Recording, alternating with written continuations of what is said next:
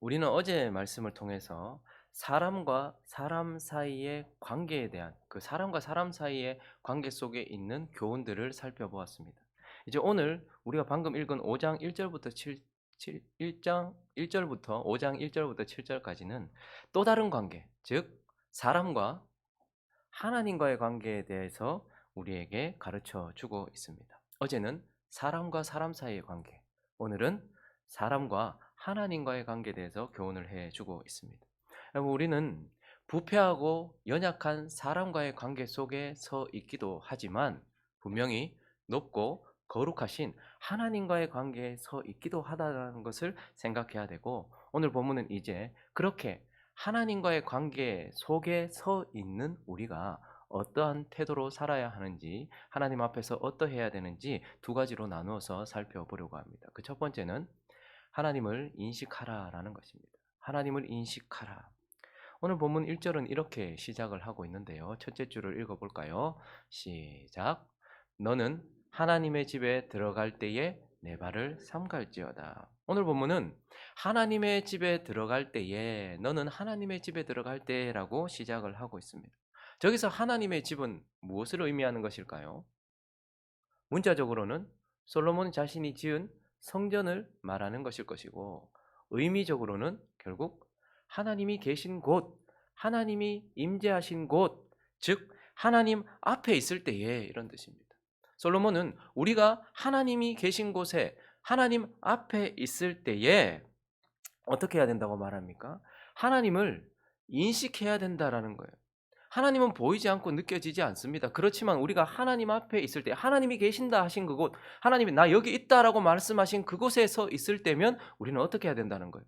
하나님이 계시다는 것을 인식해야 된다는 거예요. 여기 공기가 없지만 공기가 있다라는 것을 우리가 아는 것처럼, 하나님이 나 여기 있다라고 말씀하신 곳에 내가 이르렀다면 거기에서는 항상 하나님을 인식해야 한다. 그래서 하나님을 인식해서 1절을 다시 보시니까요, 들어갈 때에 어떻게 해래요? 네 발을 삼갈지어다. 이 말은 너의 행동을 삼가해야 된다라고 말해요. 하나님이 나 여기 있다라고 말씀하신 곳, 하나님이 계시다라고 말씀하신 그곳, 내가 하나님 앞에 섰다면 우리는 발을 삼가해서 행동을 주의해야 된다라고 말합니다. 이 말은 조심조심스럽게 움직이라는 말이 아니고, 하나님이 거기 계시니 그 하나님에게 합당하게 행동하라는 거예요. 하나님의 뜻에 맞게 행동하라는 거예요. 제 앞에 어른이 있으면 어른에게 합당하게 행동해야 되고, 제 앞에 권세자가 있으면 권세자에 맞게 행동을 해야 되는 것처럼, 우리 앞에 하나님이 계시면 그분의 뜻에 합당하게 행동을 해라. 뭐든 조심조심스럽게 하라는 말이 아니라, 그분이 보시기에 옳다라고 하실 만하도록 그렇게 합당하게 행동을 해라라고 말씀하고, 2절은 이어서 또 이렇게 말씀을 하고 있습니다. 2절. 너는 같이 읽을까요? 시작. 너는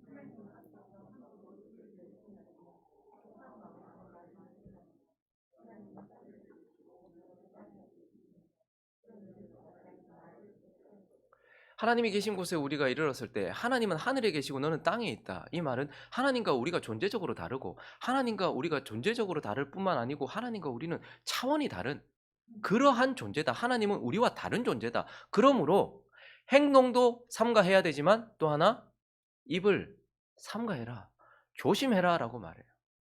하나님 앞에서 함부로 입을 열지 마라. 급한 마음으로 말하지 마라. 그리고 마땅히 말을 적게 해라. 이 말은 또 막 조마조마하게, 아유 내가 이제 입을 닫아야 돼, 이런 의미가 아닙니다. 하나님이 계시니 하나님이 계신 것 같이 그에게 합당하게 말하라는 거예요.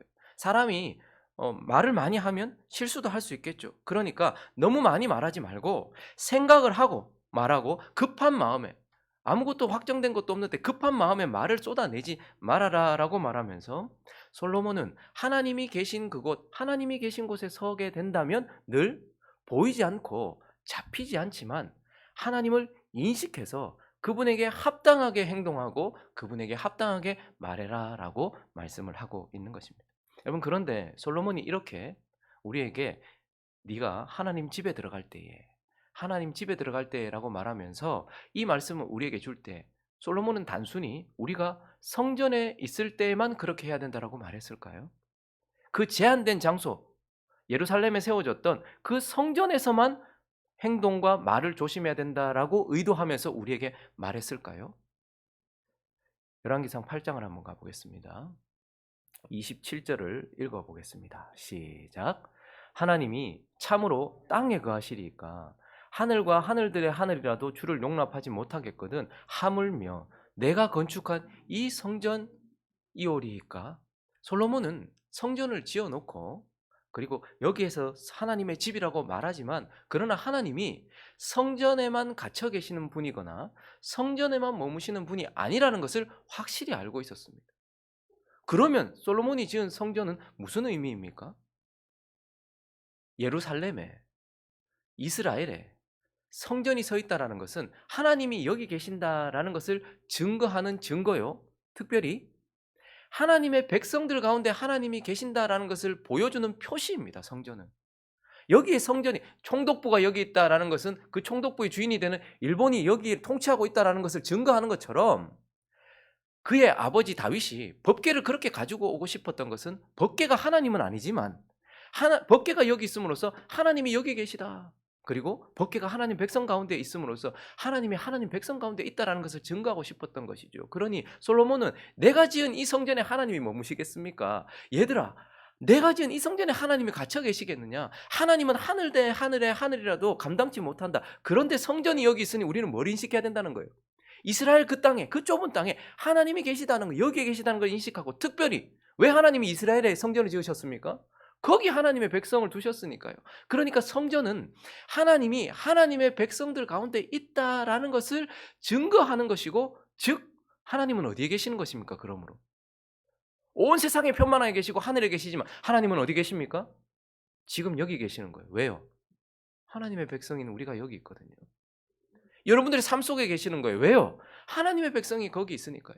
그래서 하나님은 사실 처음부터 내가 어디 있는지를 말씀하셨어요. 나는 내 백성 가운데 있다. 내 백성과 함께하고 있다는 것을 말씀하셨어요. 창세기를 가볼까요? 28장 16절만 읽어보겠습니다.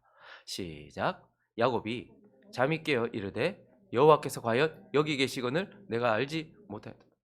지금 이게 어떤 상황인지 아시죠?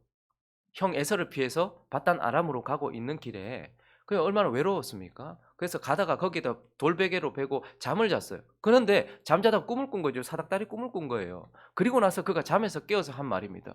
여호와께서 과연 여기도 계시거늘 내가 알지 못했다. 그는 내 할아버지의 하나님, 내 아버지의 하나님, 그리고 거기 계신 하나님으로 인식하고 있었단 말이에요. 그런데 야곱은 곧 하나님의 백성 이스라엘이라는 이름을 받는 자요, 하나님의 백성인 거 하나님이 선택하신 자였어요. 그랬더니 하나님이 야곱이 간 그곳에 계셨다라고 말하고 있어요.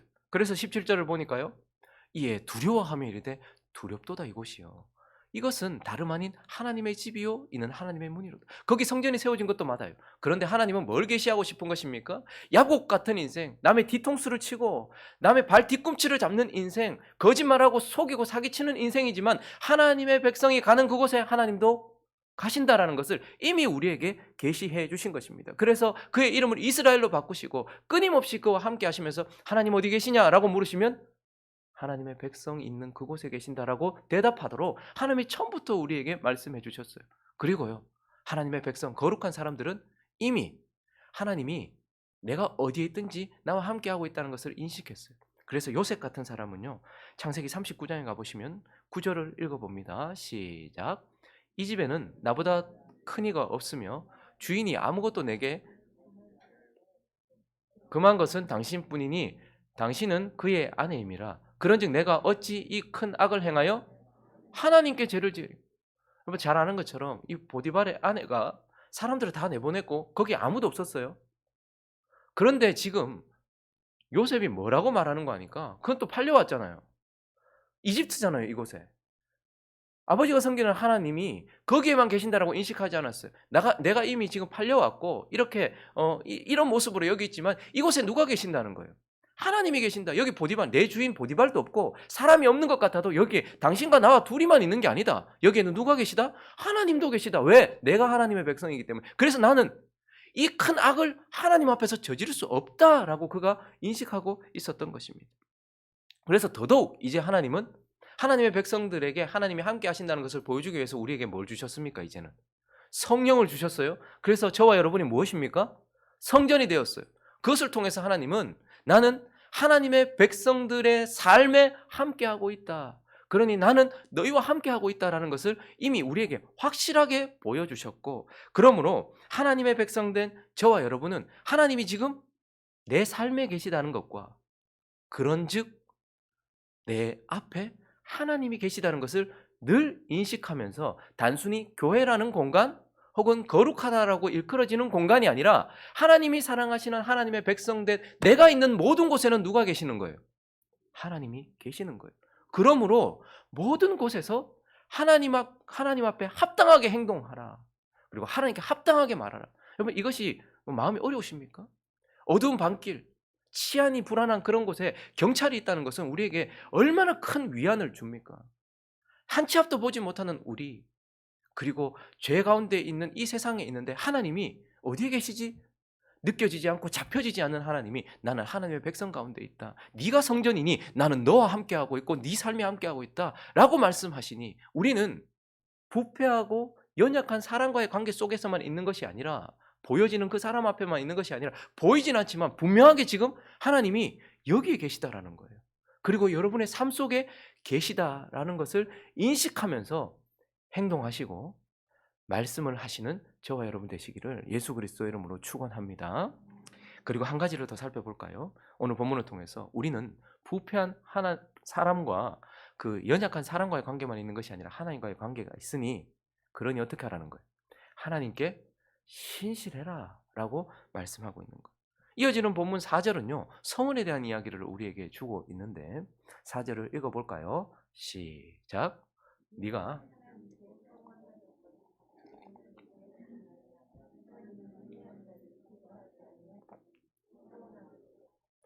하나님께 서원한 것이 있거든 이라고 말해요. 서원은 쉽게 말하면 내가 하나님께 드린 약속입니다. 내가 하나님께 내가 이렇게 하겠습니다. 혹은 하나님께 약속했던 것들이 있잖아요. 그것을 말하는 것이고, 하나님께 만약 서원한 것이 있다면 어떻게 하라는 거예요? 더디게 하지도 말고. 자꾸 시간을 끄는 사람들이 있어요. 약속해놓고 이제 꼭 화장실 들어갈 때랑 나올 때랑 마음이 다른 것처럼 급해가지고 하나님께 서원도 하고 약속도 하고, 혹은 하나님 주신 은혜에 감동하여서 하나님께 서원도 하고 약속도 했어요. 그런데 시간이 지나면서 그걸 더디 갚거나 혹은 갚지 않는 사람들이 있더라라는 것이죠. 하나님은 계시는 분이시기만 한 것이 아니고요, 들으시고 반응하시고 기다리시고 우리의 관계 속에 같이 계신 분입니다. 그러므로 하나님께 서운한 것이 있냐? 혹시 네 입을 열어서 혹은 네 마음을 열어서 하나님께 나 이렇게 하겠습니다. 혹은 하나님 나는 이런 마음을 가지고 있습니다. 하나님께 서운한 것이 있느냐? 그렇다면 반드시 갚아라. 이 말은 하나님께 신실하게 네가 말한 것과 너의 행동, 네가 이전에 했던 말과 이전에 했던 행동과 지금 행동이 같게 신실하라라고 우리에게 말씀을 하고 있는 것입니다. 하나님의 백성된 저와 여러분은 이미 처음 예수를 믿는 그 순간, 그래서 예수를 믿고 그 믿음을 모든 사람들 앞에서 확증하며 세례를 받던 그 순간 하나님 앞에 이미 서약을 했던 사람들입니다. 우리는 뭘 서약했죠? 내가 죄인이고 하나님이 내 죄를 위하여 아들을 보내주셔서 그 죄로 인하여, 그 죽음으로 인하여서 내가 구원받았으니 이제 나는 하나님을 주인으로 모십니다라고 이미 우리는 서원한 사람들이에요. 하나님께 우리가 처음 예수를 믿던 그 순간 우리는 하나님께 약속을 했던 사람입니다. 이제 내가 주인이 아니고 주님이 주인이십니다. 이제 내 생명 내 것 아니고 하나님의 것입니다. 항상 내가 주님의 종입니다. 나는 하나님 아버지의 자녀입니다. 나는 그리스도의 신부입니다. 나는 성령을 담은 성전입니다. 그러므로 하나님께 합당하게 살겠습니다라고 서약하고 세례를 받았다는 말이죠.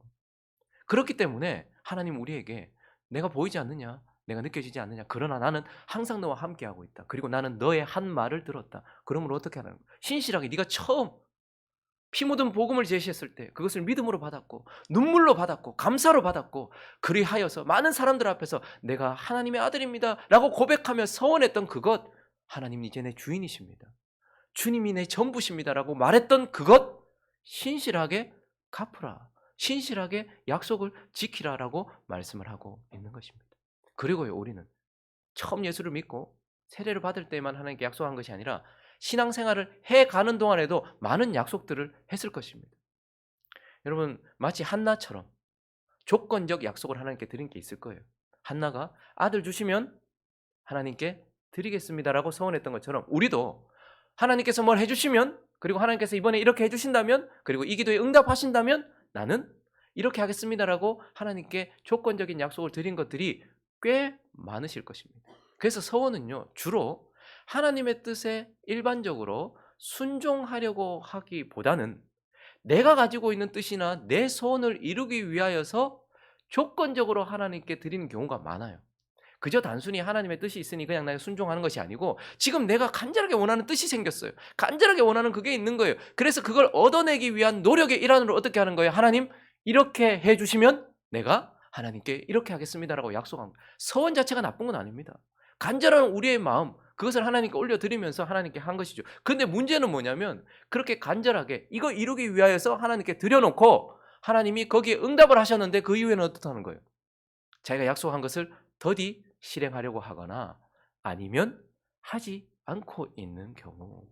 그래서 하나님은 우리에게 네가 나와 함께 살아가면서 내게 약속했던 것 내가 들었지 않느냐, 그거 신실하게 이행해라 라고 말씀하시면서 나와의 관계 속에서 신실해라. 누구처럼? 하나님처럼. 그럼 구약 성경 전체가 무슨 이야기입니까? 하나님의 약속 이야기. 그래서 구약이라고 하죠. 근데 그 약속의 가장 중심에 뭐가 있습니까? 아들을 죽음으로 내놓겠다라는 것. 이 약속해놓고 이거 지키기가 상당히 어렵지 않을까요? 우리를 사랑하니까 하나님께서 나 너희 사랑하니 너희를 구원하기 위해 내가 아들 주겠다라고 약속을 했는데, 이거 아들 주면 십자가에서 우리가 죽일 텐데 주기 쉬웠겠습니까? 그러나 그분은 더디 행하시지도 않았고 이행하지 않으시지도 않았어요. 정확한 때에 아들을 내어주셔서 약속을 이행하신 신실하신 분이에요. 그러므로 너가 나 앞에 서 있으니 너희도 어떻게 하라는 거예요? 신실해라. 나처럼 신실해라 라고 말씀하고 있는 것입니다. 말씀을 정리하겠습니다. 여러분, 코람데오라는 말을 들어보셨습니까?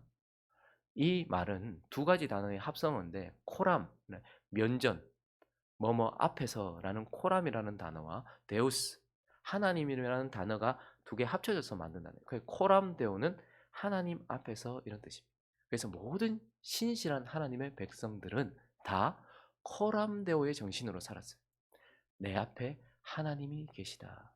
내 삶에 하나님이 계시다라는 것을 인식하면서 보이지도 않고 잡히지도 않지만 하나님이 나 여기 있다라고 말씀하신 그곳이 가만히 보니 내 삶이고 내 안이고 나 앞이다라는 것을 알게 되고, 그래서 우리는 다 하나님 앞에서 행동하고 하나님 앞에서 말하며 하나님 앞에서 신실하게 살아야 된다는 것을 인식하며 살았던 단어, 그것이 바로 코람데오입니다. 하나님이 우리를 향해 가지고 계신 단어는 임마누엘이라면, 항상 우리와 함께 하신다라는 단어라면, 그 하나님 앞에 우리가 가지고 있어야 되는 단어가 바로 코람데오입니다. 그러므로 우리와 영원히 함께 하시는 임마누엘의 하나님 앞에 코람데오의 정신으로 살아가는 저와 여러분 되시기를 예수 그리스도의 이름으로 축원합니다.